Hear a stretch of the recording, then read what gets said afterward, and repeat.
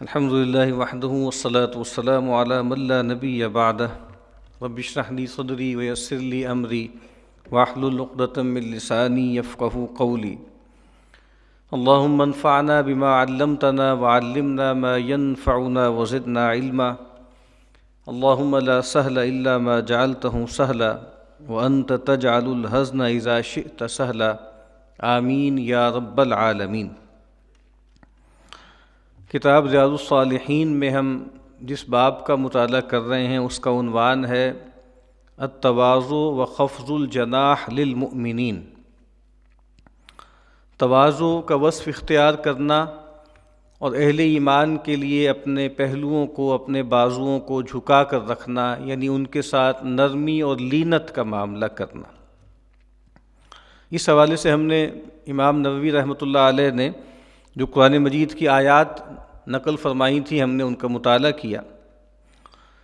تو اب یہاں پر یہ جو ایک دوسری کتاب ہے جس پہ بھی ہم بار بار جس کا تذکرہ کرتے ہیں کہ موسوعہ نظرۃ النعیم فی مکارم اخلاق الرسول الکریم، یہ ایک انسائکلوپیڈیا ہے نبی اکرم صلی اللہ علیہ وسلم کے مبارک اخلاق، ان کی تفصیلات پر مبنی۔ تو اس میں جو تواضع کا باب ہے اس میں نبی اکرم صلی اللہ علیہ وسلم کی حیات مبارکہ میں جو تواضع کے مظاہر سامنے آتے ہیں، جو آپ کا مزاج مبارک سامنے آتا ہے، اس کی کچھ تفصیل ہم پہلے پڑھ لیتے ہیں۔ قرآن مجید ہمیں یہ بتاتا ہے کہ لقد کان لکم فی رسول اللہ اسوۃ حسنہ، تحقیق تمہارے لیے رسول اللہ صلی اللہ علیہ وسلم کی زندگی میں بہترین نمونہ ہے، بہترین اسوہ ہے۔ اللہ تعالیٰ نے اپنے بندوں سے جو مطالبات بھی کیے ہیں کہ یہ کرو، یہ نہ کرو، یہ مانو، یہ نہ مانو، ایسے بنو، ایسے نہ بنو، اس کا ہم جو کہہ سکتے ہیں کہ منتہا یا اس کی اعلیٰ ترین صورت اگر ہمیں دیکھنی ہو تو وہ محمد الرسول اللہ صلی اللہ علیہ وسلم کی مبارک زندگی میں ہمیں ملے گی۔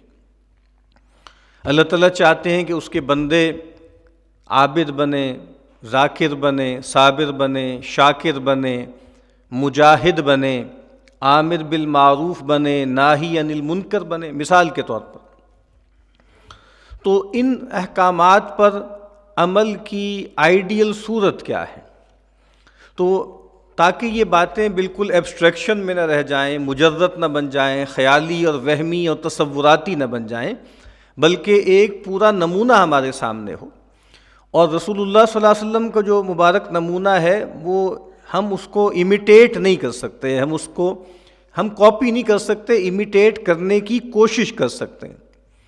جیسے مثال کے طور پہ اگر جب کہا جاتا ہے کہ بھئی ستارے جو ہیں یہ نشان راہ ہیں، یا یہ روشنی دیتے ہیں اور یہ رہنمائی کرتے ہیں، راہ دکھاتے ہیں، تو بس ہم ان کو سامنے رکھتے ہیں، ان سے روشنی بھی حاصل کرتے ہیں، ہم ان کے ذریعے رستہ بھی تلاش کرتے ہیں، لیکن ہم ان کو چھو نہیں سکتے، ہم ان کو پا نہیں سکتے۔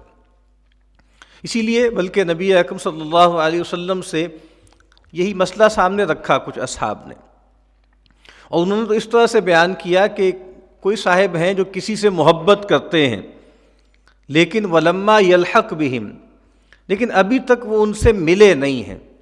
اور ملنے کا ایک مطلب تو یہ ہے کہ فزیکل کبھی ملاقات نہیں ہوئی، رویت نہیں ہوئی، اور ایک مطلب یہ ہے کہ وہ ان سے میچ نہیں کرتے، وہ ان سے ایٹ پار نہیں ہے لیکن محبت کرتے۔ تو نبی اکرم صلی اللہ علیہ وسلم نے فرمایا کہ المرء مع من احب، آدمی اسی کے ساتھ ہوگا جس سے وہ محبت کرتا ہے۔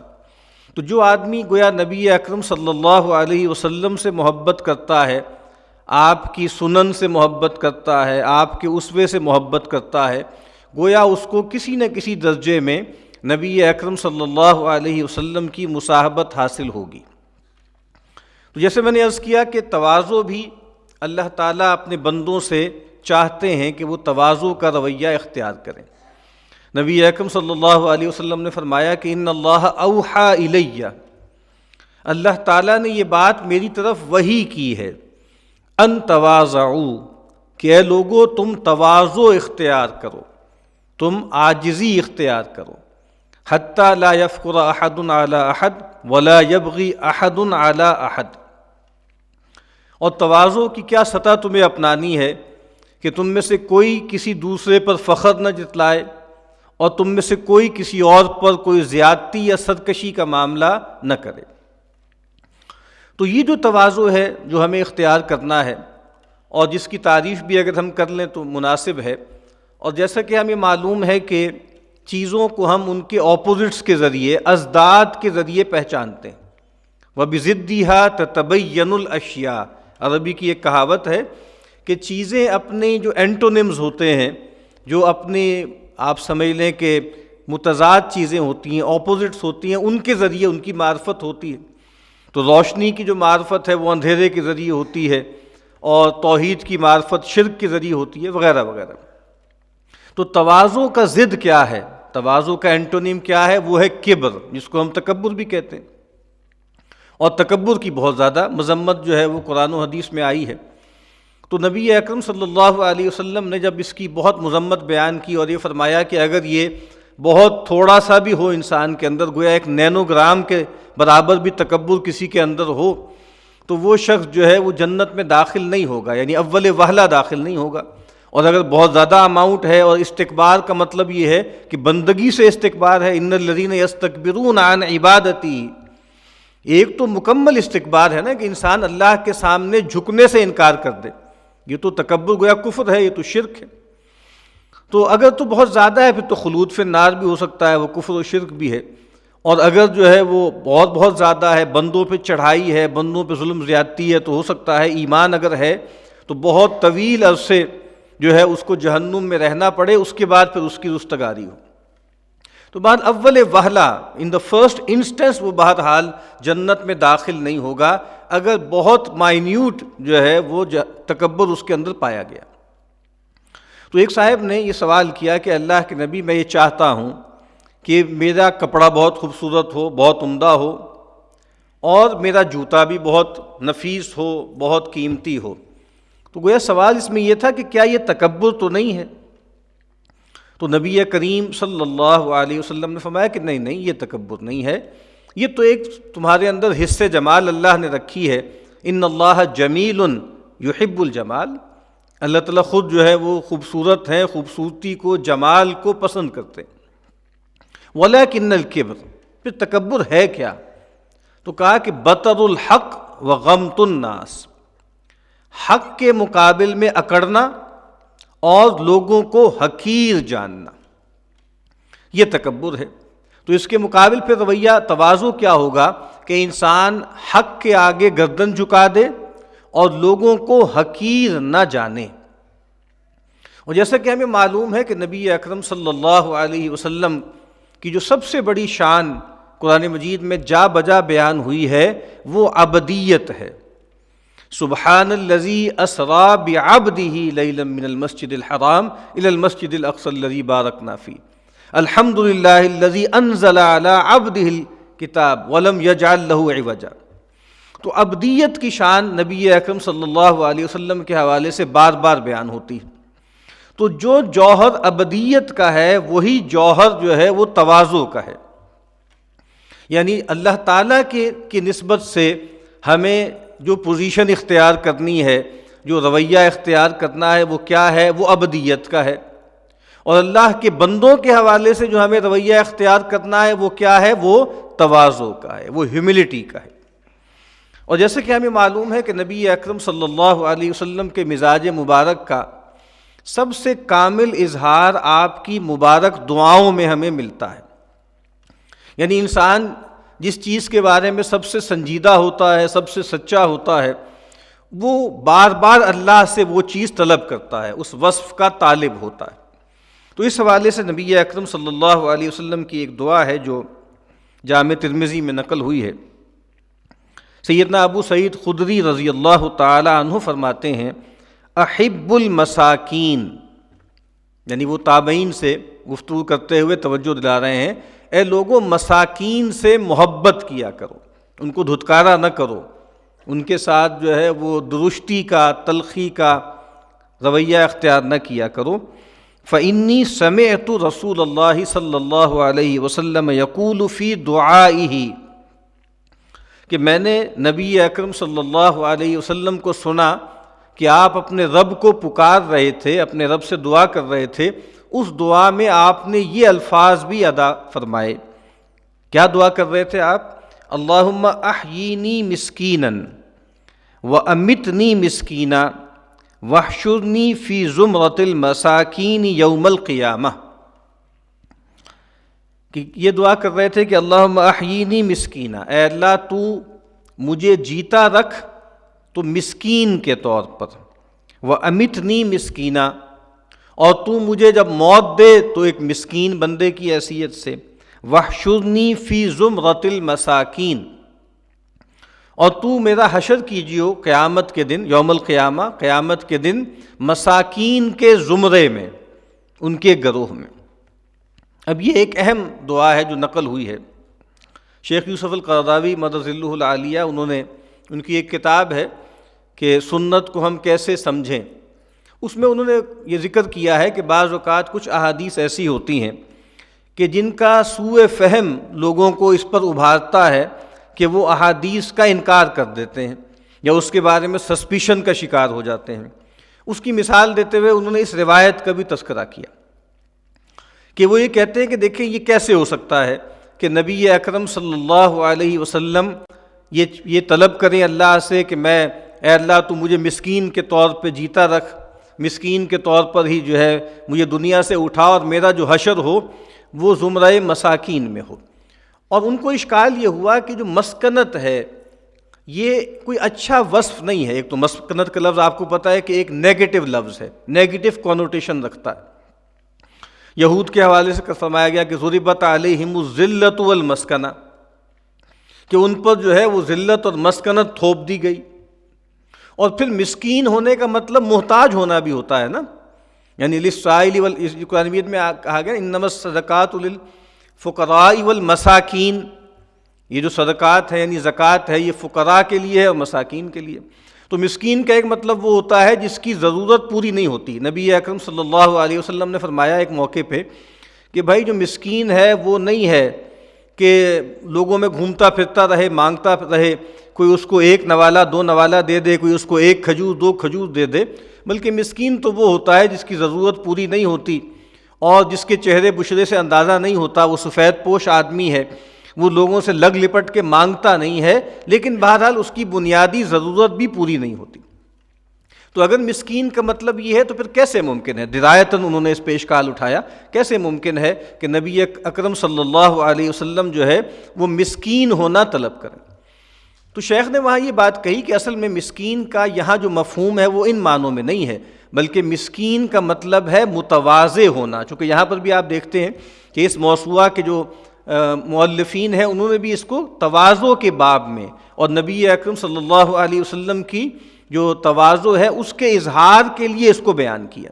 تو یہاں پر اس کا مطلب یہ ہے کہ مسکنت نہ تو ذلت و مسکنت کے معنی میں ہے، نہ مسکنت ان معنوں میں ہے کہ انسان کی بنیادی ضرورتیں پوری نہ ہوں۔ نبی اکرم صلی اللہ علیہ وسلم یہ دعا کیا کرتے تھے کہ اللہم اجعل رزق آل محمد قوتا، کہ اے اللہ تو آل محمد علیہ صاحب الصلاۃ والسلام ان کا جو رزق ہے نا وہ بس برابر سرابر رکھیو، پورا پورا رکھیو۔ قوت کا مطلب یہ ہے کہ بس جو ہے وہ غذا ان کو ملتی رہے۔ تو اس میں گویا دونوں باتیں ہیں نا، جہاں اس طرف ایک طلب ہے کہ بہت زیادہ نہ ہو، ایکسیس میں نہ ہو، یعنی ایفلوئنس سے آپ نے گویا اللہ تعالیٰ سے کہا ہے کہ ہمیں ایفلوئنس نہیں چاہیے، مجھے اور میرے گھر والوں کو یہ نہیں چاہیے۔ آپ نے اس کو کوئی لیگل میکسم نہیں بنایا، آپ نے اس کو امت کے اندر جو ہے وہ جاری نہیں کیا آرڈیننس کے طور پہ، لیکن بہرحال آپ نے اپنے اور اپنے گھر والوں کے لیے، اپنی ازواج اور اولاد کے لیے ایفلوئنس کو پسند نہیں کیا۔ تو کہا کہ بس ایک تو مطلب یہ ہے کہ بہت زیادہ نہ ہو، لیکن قوت میں دوسری بات بھی تو ہے نا کہ کم بھی تو نہ ہو نا، کسی اور کے آگے ہاتھ نہ پھیلانا پڑے، یعنی پورا پورا مل جائے، برابر سرابر مل جائے۔ تو پھر میں اس کر رہا تھا کہ پھر اس حدیث کے بارے میں یہی اصل میں بات ہے کہ یہاں مسکنت ان معنوں میں نہیں ہے، مسکین ہونا ان معنوں میں نہیں ہے، بلکہ متواضع ہونا ہے۔ تو نبی اکرم صلی اللہ علیہ وسلم فرما رہے ہیں کہ اللہ میں بالکل متواضع اور عام آدمی کی طرح زندہ رہنا چاہتا ہوں، بالکل عام آدمی، بلکہ ایک ایسا آدمی جو دنیا میں کمتر مرتبے کا ہے، میں اس کے مرتبے پر جینا چاہتا ہوں، اسی حالت میں چاہتا ہوں کہ میری موت ہو اور انہی لوگوں کے زمرے میں مجھے جو ہے وہ اٹھایا جائے۔ اور اگلی جو روایت ہے سیدہ عائشہ رضی اللہ تعالی عنہا جس کی راویہ ہیں، وہ فرماتی ہیں کہ رسول اللہ صلی اللہ علیہ وسلم نے فرمایا آکل کما یأکل العبد واجلس کما یجلس العبد۔ فرمایا کہ بھئی میں تو جیسے ایک غلام کھاتا ہے نا، ایک عام غلام جیسے وہ کھاتا ہے میں ویسے کھاتا ہوں، جیسے وہ بیٹھتا ہے ویسے میں بیٹھتا ہوں۔ تو نبی اکرم صلی اللہ علیہ وسلم نے اپنی جو آپ سمجھ لیجئے کہ نشست و برخاست، اٹھنا بیٹھنا کھانا پینا، اس میں آپ نے اس کو پسند کیا ہے کہ بالکل عام آدمی جیسے ہوتا ہے، بلکہ وہ آدمی جو دنیاوی اعتبار سے کمتر ہے، جو غلام کا سٹیٹس رکھتا ہے۔ اور چونکہ اللہ کے نبی صلی اللہ علیہ وسلم میں پہلے عرض کر چکا ہوں، آپ کی شخصیت پہ سب سے جو غالب جو آپ سمجھ لیں عنصر تھا، جو ذوق تھا، وہ عبدیت کا تھا۔ تو کہا تو میں تو بالکل عام آدمیوں کی طرح۔ اور ایک مرتبہ ایک خاتون آئی، دور سے رسول اللہ صلی اللہ علیہ وسلم کو دیکھا کہ آپ بالکل جیسے اکڑوں بیٹھے ہوئے تھے، جیسے عام لوگ بیٹھتے ہیں، غلام بیٹھتے ہیں۔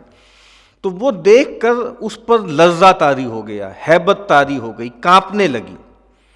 تو آپ نے کہا نہیں کوئی بات نہیں، ٹھہر جاؤ، تسکین پاؤ، میں تو ایک عام آدمی ہوں اور میں تو اس ماں کا بیٹا ہوں جو خشک جو ہے وہ گوشت جمع کر کے سکھا کر اس کو کھایا کرتی تھی۔ تو یہ کتنی بڑی بات ہے، یہ معجزہ ہے خود نبی اکرم صلی اللہ علیہ وسلم کا۔ اور جیسے پہلے میں نے عرض کیا تھا کہ نبی صرف معجزہ لے کر نہیں آتے، بلکہ ان کی ذات سراپا معجزہ ہوتی ہے، یعنی جس کو کاپی نہیں کیا جا سکتا، جس کو پوری طرح امیٹیٹ نہیں کیا جا سکتا، بس اپنی سی کوشش کی جا سکتی ہے۔ تو یہاں فرمایا کہ جیسے ایک غلام کھاتا ہے میں ویسے کھاتا ہوں، اور جیسے ایک جو ہے غلام بیٹھتا ہے ویسے میں بیٹھتا ہوں۔ سیدنا اسامہ بن زید رضی اللہ تعالی عنہما روایت کرتے ہیں ان رسول اللہ صلی اللہ علیہ وسلم رکب علی حمار علی اکاف علیہ قطیفۃ فدکیہ واردف اسامہ وراءہ۔